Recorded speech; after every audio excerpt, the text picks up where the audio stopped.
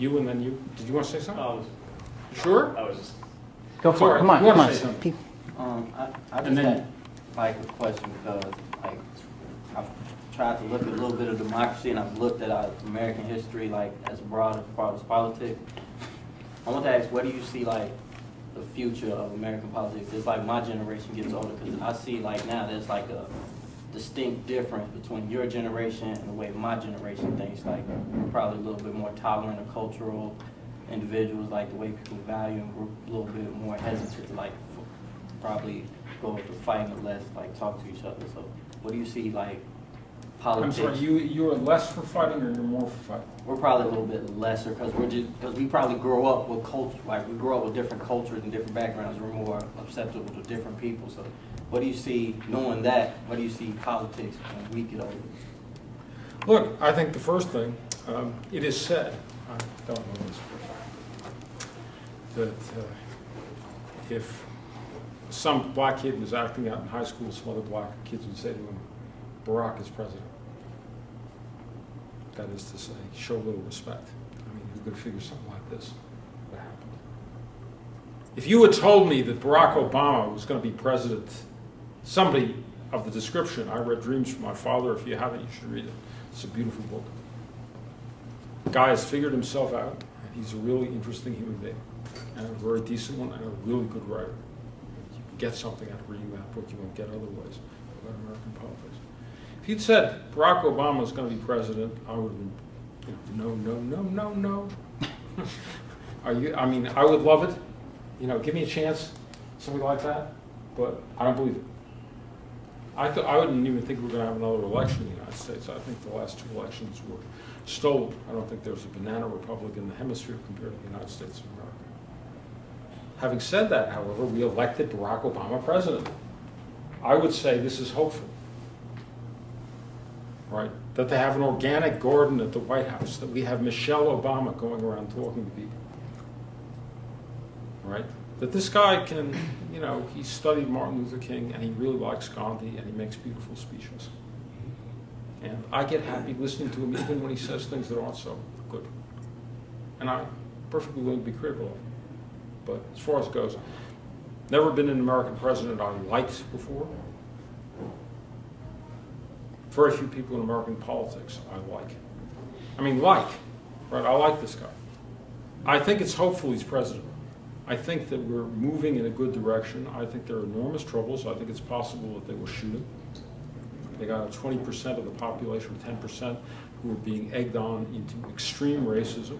And extreme racism is becoming fashionable here on the right, more than it was before. All this birther stuff is like the KKK surfacing. But I think in terms of the future, look, Republicans aren't going to be run anymore on crucifying gays and lesbians because young people, including Republicans, don't go for that. Wow, I like that. Right? Young people aren't that interested in making war. Maybe they'd like to have a green economy. Maybe they'd like to have the planet survive. It's going to be a big fight. The Secretary of Energy, Chu, happens to be a Nobel Prize winner in physics, said, in the year 2050, said this in congressional testimony, there will be no agriculture in California, which will be a desert.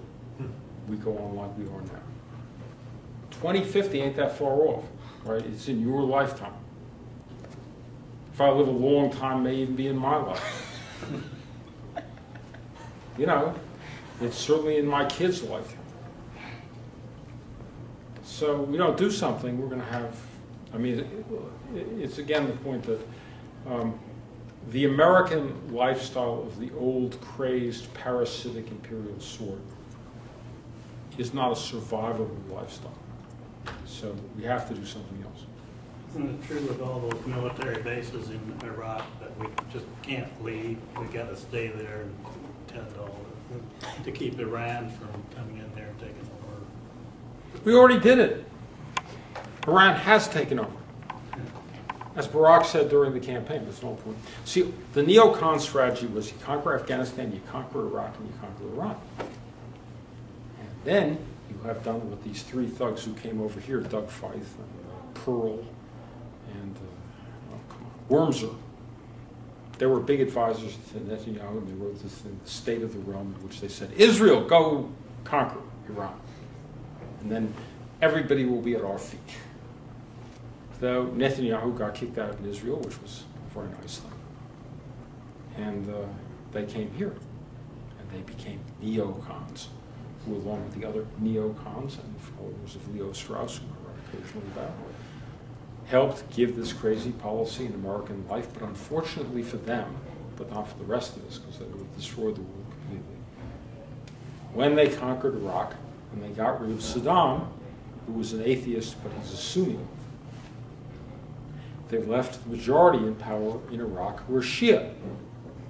And that's unusual in the area, but it's not unusual in Iran, who are Shia. And so you know what? We have a puppet government in Iraq, which we set up, which depends for its life on us. So And they don't condemn Iran. We yell at Iran, and they don't condemn Iran. Iran likes us being there. Huh? Iran likes us being there in Iraq. They don't like Iran doesn't particularly care about whether we stay in Iraq. They probably like us out. The main thing is that we created a Shia regime allied with Iran. We made Iran much more of a power in the Middle East by the stupidity of our imperial policy. This neocon policy was so, this authoritarian policy was so crazy, just as a way of trying to gain American influence in the world, that even real nutty right-wing guys like James Baker said, you know, we've got to try to negotiate with somebody. We don't talk to anybody. This is not a workable way to live, right? And Colin Powell went for Barack Obama. He went for Barack Obama because compared to McCain, who was really crazy, Obama looks pretty good. Obama wasn't, by the way, McCain wasn't as crazy as the other guys, and Bush and Cheney, but he was pretty bad. Others? Okay, that comes up. So we give a round of applause just to thank our speaker. Thank you. Appreciate it. Yes, good conversation. Before you all take off, I want to also say, I forgot to mention this in my introduction, but one of the other wonderful things about Professor Gilbert is that in spite of the fact that he isn't from this generation, he actually has a blog. So if you were interested in the things that he was talking about today, if you do a Google search for democratic individuality, you may come up across his book, but you'll also come across his blog, which is under the same title. So if anybody's you're curious. interested, I'd be happy to send it to you. So And he reads your comments and will respond I and that actually sort of thing as well, respond too. to So.